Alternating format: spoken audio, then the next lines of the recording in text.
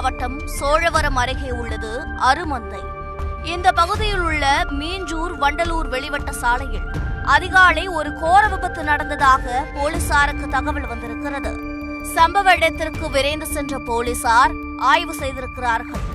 முன்னால் சென்ற அடையாளம் தெரியாத வாகனம் மீது 3 பைக்குகள் ஒன்றன் பின் ஒன்றாக மோதி இருக்கிறது. இருவர் சம்பவ இடத்திலேயே இறந்துவிட 3 பேர் படுகாயமடைந்திருக்கிறார்கள்.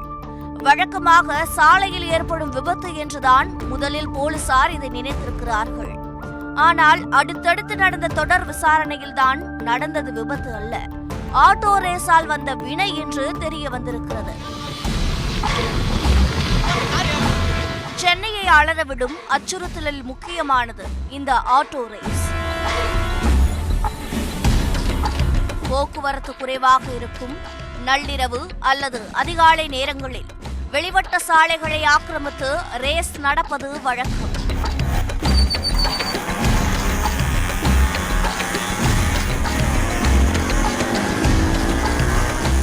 இந்த ரேஸ் நடத்துவதற்கு என்று சில குழுக்கள் உள்ளன. கிரிக்கெட் விளையாட டீம் சேர்ப்பதைப் போல ஒவ்வொரு ஏரியாவிலிருந்தும் ஆட்டோவோடு ஒரு டீம் ரேஸில் கலந்து கொள்ளும். அப்படி கலந்து கொள்ளும் ஆட்டோக்கள் மீது பந்தயம் கட்டுவார்கள். 1000 ரூபாயில் தொடங்கும் பந்தய பணம் பல லட்சங்கள் வரை நீளும். 10 to 15 கிலோமீட்டர் தூரத்தில் எல்லை கோடு நிர்ணயிக்கப்படும். யார் முதலில் எல்லையை தொடுகிறார்களோ அவர்களே வெற்றி பெறுவர் என அறிவிக்கப்படுவார்கள். பந்தயம் நடக்கும்போது அதை கண்காணிக்கவும் ரேசர்களை உற்சாகமூட்டும் பைக் மற்றும் காரில் பலர் கூடவே பயணிப்பார்கள். அவர்களும் கிட்டத்தட்ட அதீத வேகத்தில் பறப்பார்கள். அப்படி கண்மூடித்தனமான வேகத்தில் சீறிப்பாயும் போதுதான் சாலையில் செல்லும் வாகனங்கள் மீதோ அல்லது ரேஸ் ஆட்டோக்கள் ஒன்றை ஒன்று உரசுவதாலோ விபத்து ஏற்படும்.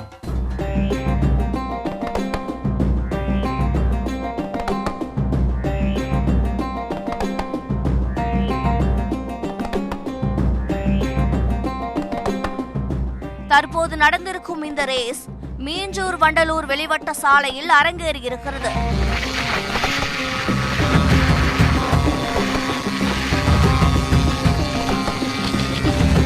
சென்னையை ஒட்டி அமைந்துள்ள மீஞ்சூர், செங்குன்றம், அம்பத்தூர், ஆவடி, பூவிருந்தவள்ளி, நெமிலிச்சேரி, தாம்பரம், வண்டலூர் என சென்னை புறநகர் பகுதிகளை இந்த சாலை இணைத்து செல்கிறது.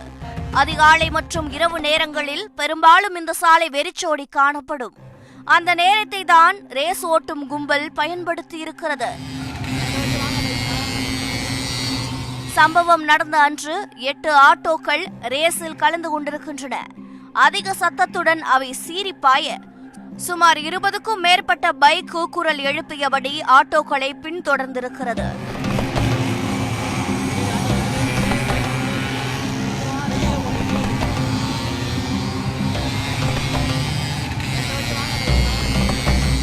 அப்போது தரிகட்டு ஓடிய ஆட்டோக்கள் ஒன்றோடு ஒன்று மோதி கவிழ்ந்திருக்கிறது.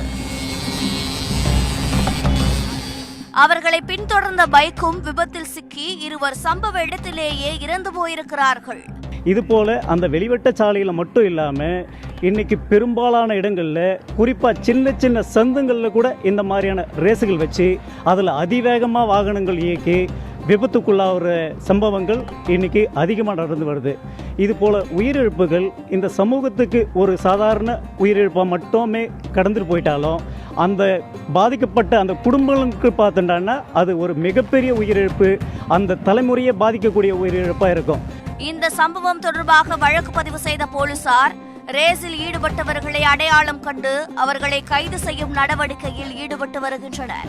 ஒவ்வொரு மாதமும் 2 ஞாயிற்றுக்கிழமைகளில் இந்த பகுதியில் ஆட்டோ ரேஸ் நடக்கிறது. தற்போது விபத்து ஏற்பட்டு உயிரிழப்பு ஏற்பட்டதால் தான் இந்த விஷயம் பூதாகரமாக வெடித்திருக்கிறது. இந்த பைக் ரேஸ் ஆட்டோ ரேஸ் நடத்தும் போது அவங்க பார்த்தா கண்ணு மண்ணு தெரியாத வேகமாக போகும்போது அவங்களுக்கே விபத்துகள் ஏற்படுறதும் அதை ஒட்டி உயிரிழப்புகள் ஏற்படுறதும் அந்த சம்மந்தப்பட்ட குடும்பங்கள் பாதிக்கப்படுறதும் நடக்குது. இது ஒரு பகுதி. இது இல்லாமல் இவங்க வண்டி ஓட்டும்போது சாதாரண பொதுமக்கள், இந்த ரேஸுக்கும் அதுக்கும் சம்மந்தம் இல்லாத சாதாரண பொதுமக்கள் அந்த வழியாக போயிட்டு இருக்கிறாங்கன்னு சொன்னால், சடனாக இந்த ரேஸில் இருக்கிறவங்க வந்து வேகமாக போகும்போது பக்கத்தில் அதை பக்கத்தில் சாதாரண போயிட்டு இருக்கிறவங்க நிலைத்தடு மாதிரி வந்து அவங்களுக்கு விபத்து உயிரிழப்பு ஏற்படுற மாதிரியான ஒரு சூழல், அபாயகரமான சூழல் இருக்குது. காவல்துறை சில நடவடிக்கைகள் எடுத்துகிட்டு வந்தாலும் கூட, ஆனால் இது தொடர்ந்து நடந்துக்கிட்டு தான் இருக்குது அப்படிங்கிறது வந்து காவல்துறை நடவடிக்கை போதலை அப்படிங்கிறத தான் எடுத்துக்காட்டுது. இல்லை என்றால் இந்த ரேஸை போலீசார் கண்டுகொள்ள மாட்டார்கள் என்று சமூக ஆர்வலர்கள் குற்றம் சாட்டுகின்றனர். கடந்த 2019ஆம் ஆண்டு சென்னை வில்லிவாக்கம் பகுதியைச் சேர்ந்த மெக்கானிக் பிரபாகரன் என்பவர் தாம்பரம் புழல் பைபாஸில் நடந்த ரேஸில் கலந்து கொண்டார். அதில் ஏற்பட்ட விபத்தில் அவர் பரிதாபமாக இறந்து போயிருக்கிறார். இந்த சம்பவம் அப்போது பெரும் அதிர்ச்சியை ஏற்படுத்தியது. அதன் தொடர்ச்சியாக ஆட்டோ ரேஸ் நடத்திய கும்பலை போலீசார் அதிரடியாக கைது செய்திருந்தனர்.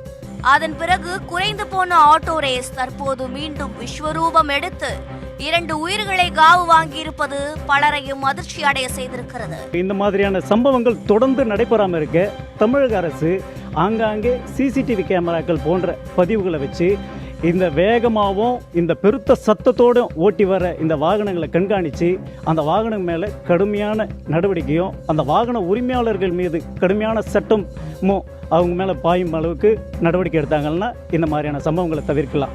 போலீசார் ஆட்டோ ரேஸுக்கு எதிராக கடுமையான நடவடிக்கைகள் எடுத்தால் மட்டுமே இது போன்ற அச்சுறுத்தல்களை அடியோடு அழிக்க முடியும் என்று சமூக ஆர்வலர்கள் கோரிக்கை முன்வைக்கின்றனர். தமிழக காவல்துறை, குறிப்பாக போக்குவரத்து காவல்துறை இந்த சம்பவங்களை தொடர்ந்து கண்காணித்து அந்த சம்பவத்தில் ஈடுபடக்கூடிய இந்த மாதிரி பைக் ரேஸ், ஆட்டோ ரேஸில் ஈடுபடக்கூடிய நபர்களை கண்காணித்து அவங்க மேலே உரிய நடவடிக்கை எடுத்து அந்த வண்டிகளை பறிமுதல் பண்ணுறது அல்லது அவங்களுடைய லைசன்ஸ், ஓட்டுநர் உரிமத்தை வந்து நிரந்தரமாக ரத்து பண்ணுறது போன்ற கடுமையான நடவடிக்கைகள் எடுக்கிறது மூலமாகத்தான் அந்த ரேஸில் ஈடுபடக்கூடிய அந்த குடும்பத்தில் இருக்கிறவங்க கூட பாதிக்கப்படுறதை வந்து கண்டிப்பாக நிச்சயமாக தடுக்க முடியும். எனவே தமிழக அரசு இந்த விஷயத்தில் தீவிர கவனம் செலுத்தி இந்த விபத்துகள், இந்த உயிரிழப்புகள் ஏற்படாமல் தடுக்கணும்னு சொல்லி பாதிக்கப்படுகின்ற பொதுமக்கள் சார்பாக கேட்டுக்கிறோம்.